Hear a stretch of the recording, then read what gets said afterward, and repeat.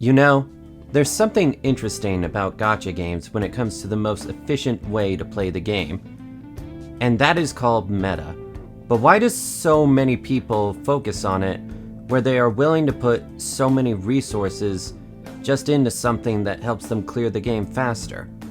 Well, as someone who is constantly accused of being a meta slave and clearly one that plays favorites, I figured I might be one of the best people to talk about this. Quick disclosure, the only gachas I have played are FGO, X-Dive Online, Genshin, Honkai Star Rail, Honkai Impact 3rd, Zenless Zone Zero, and Wuthering Waves.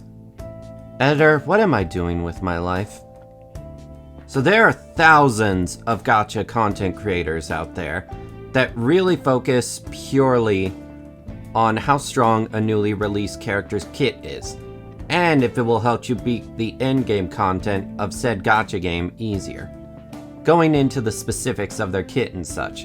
And absolutely no shame to them, as 90% of the time they will say something I heavily agree with, which is pick your favorites. Now, this is an interesting statement to me, because I, in the past, as someone who does like to pay attention to meta in the gacha games I play, I find this rather fascinating. Many times my own friends will question how I can skip out on a character in a gacha game because they are so good at what they do. And at least to an extent, I can understand when it comes to support characters. Let's take Honkai Star Rail for example. When that game first released, the only other healer in the game was Bailu, which everybody desperately wanted. Note that this sentiment did not last long, but I still love our precious dragon lolly. And then Luocha popped up and everybody was going so hard for him. Even my friend Lane went for him because they needed some kind of sustained unit. And everybody got on my case for ignoring him, even though I was struggling so hard in the endgame modes and not being able to defeat them. Dawn, you gotta pull for him, everybody said. And I didn't. In fact, I vehemently refused to pull for him. And you wanna know why? Editor, insert footage of Otto being a monster in Honkai Impact 3rd. Because he made Kiana Kaslana, Himiko, Mei, and so many others' life a living hell. And this bastard wears the same face as him, and I will be damned before I... Ahem. Anyway, I also have my eyes on another character that I wanted since I laid eyes on them. The Master Diviner Fu Xuan. I had heard she would be a new quantum sustain, which I was all in for because my main DPS at the time was Sealy. But more than that, Fu Xuan had my favorite unique design in Honkai Star Rail, as in not looking anything like Genshin or Honkai Impact 3rd. Her intro cutscene was stopping Kafka, her confident attitude, and yet how cute she could be with her gambling buddy. I wanted her on my team, and I wanted her for so long. So despite all that everyone said, I waited. Well, everyone else said I was a fool for skipping Luocha. Then, lo and behold, on the day she releases, she was a fantastic sustain for my team. And I went all out on getting her light cone and E2, and I was over the moon. 30% extra crit damage and an auto revive for the entire team just for her existing. And now, almost everyone that told me I was a fool for ignoring Luocha was eating their words at how good Fu Xuan was. However, to me, that was just a bonus. I pulled her for half the reason that she was great, and the second half being that I really just adored her character. Now, am I saying that you should never pull for meta characters and purely go for your favorites? Oh fuck no, have you seen Fate Grand Order? Imagine playing that game without any of the meta supports. Whether you like them or not, it's basically a quality of life to pull these characters. Your favorite sure ain't gonna make lotto farming any faster, or going through events faster. Imagine going through the Spiral Abyss in Genshin without some way to group enemies together like Kazuha can. That shit can be painful. Legit, some support characters in gacha games are actual quality of life improvements to your account because they make the tedious stuff in gacha games so much faster and quicker and strengthen your account so much. So do I believe that you should ignore meta supports in gacha games? Well, depending on just how much faster they make the game for you, hell no. Let's take Fate Grand Order for example.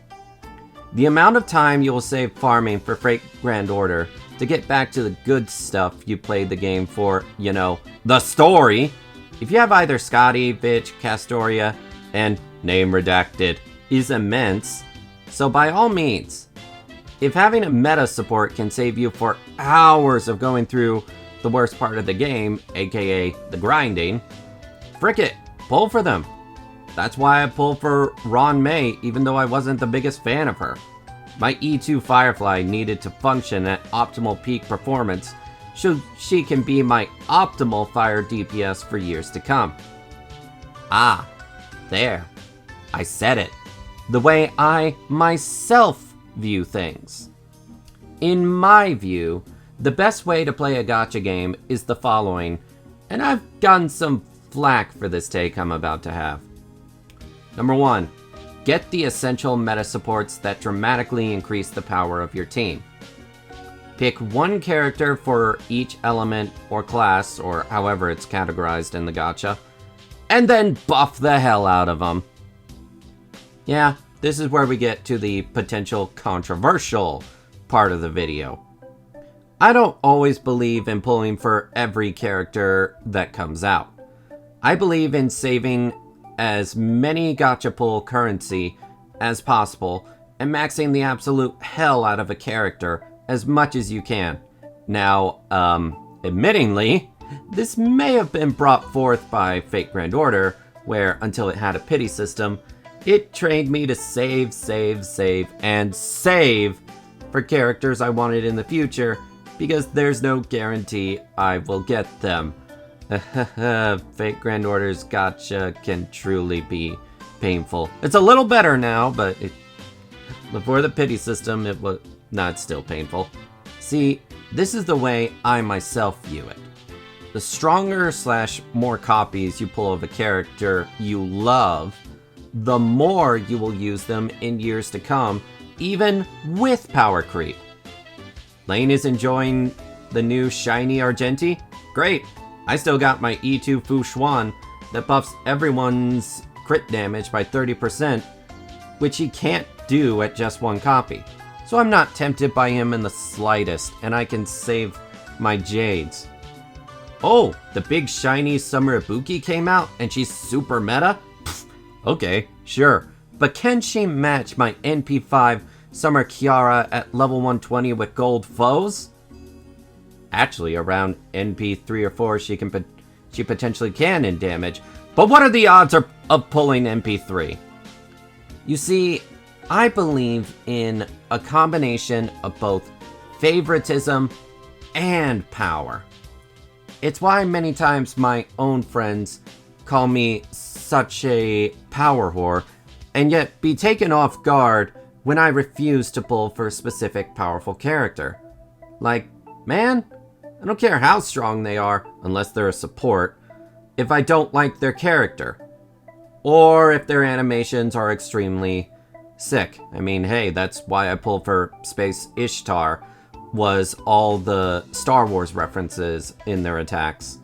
I'm not pulling for a character just because they're strong. Gacha pull resources are limited in at least the ones I played. So if I am gonna pull for a character, I want them to last for years in being able to use them. And honestly, this can even apply to characters that are generally considered weaker. Let's take Yai Miko, for example. She's pretty weak in the grand scheme of things compared to other Electro DPSs like Raiden Shogun and Genshin, who I had at C2. So naturally, you would think there is no way I was going to go for her. Even if I really like her, there's no point for me going for a character that is generally weaker for a role I already have filled. Nah, fuck that shit. I rolled for her at C2 on stream and got her weapon shortly after that. And now, with all the buffing, she is one of my strongest DPSs. But why would I do that, you may ask? Well, the answer is simple. Because she's a devilish tease of a kitsune that makes me melt hearing her teasing voice. Oh, and that smug expression she makes from her ultimate just makes me want to bow before her and... She's a really good character I enjoyed in the story, and I want to use her for as long as possible. So Dawn, I hear you asking, where is all this going? What is the point of this video? My point is, just do whatever you want. Hyper-focusing on meta in gacha games is so stupid because power creep will eventually come for every character. It's in the nature of gacha games. It's an inevitability. So just go for whatever makes you comfortable. If you truly love a character, go all out for them. Now, don't go bankrupt or such. Seriously, don't spend what you don't have. Let's go gamble! And try to get them as strong as you can so you can use them for years to come. And if you need a support to make them optimal, well then go for them too. If a support in the game will allow you to enjoy your many favorites more, then screw it. Go for it. You do you. Hyper-focusing on meta is just pointless.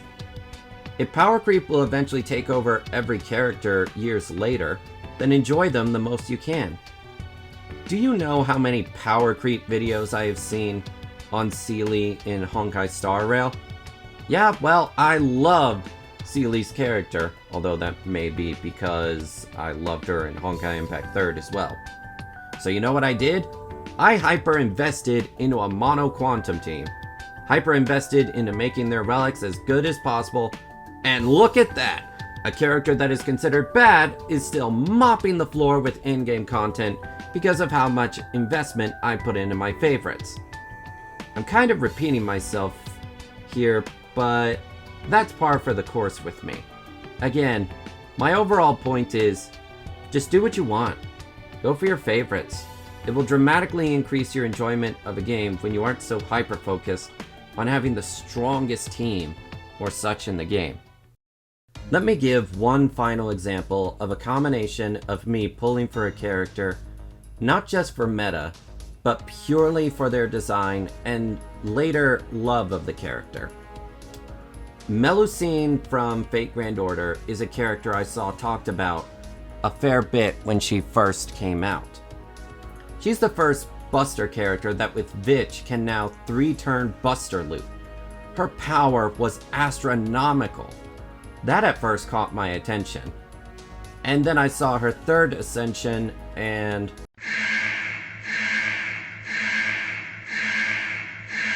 Holy shit, this is one of the best designs I have ever seen for a character. She's barely clothed and yet, are those fucking blades on her wings for arms? Are those corruption markings all over her body? Why does she look so confident? Why does she look so powerful? Why does she look so amazing? And you're telling me she is meta? That with her I could have the ultimate power in FGO, satisfying my power-hungry feeling while seeing a character design I absolutely adore?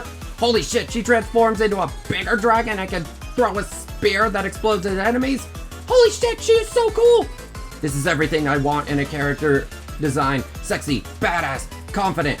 And then I actually played her story in Lost Belt 6, and oh my gosh, she's so cute. She's so competitive. She's just trying to do what she thinks is right. She's loyal to a fault. Oh my precious Melusine, you deserve so much more happiness than, spoiler, is doing with you. The way you were brought into this world.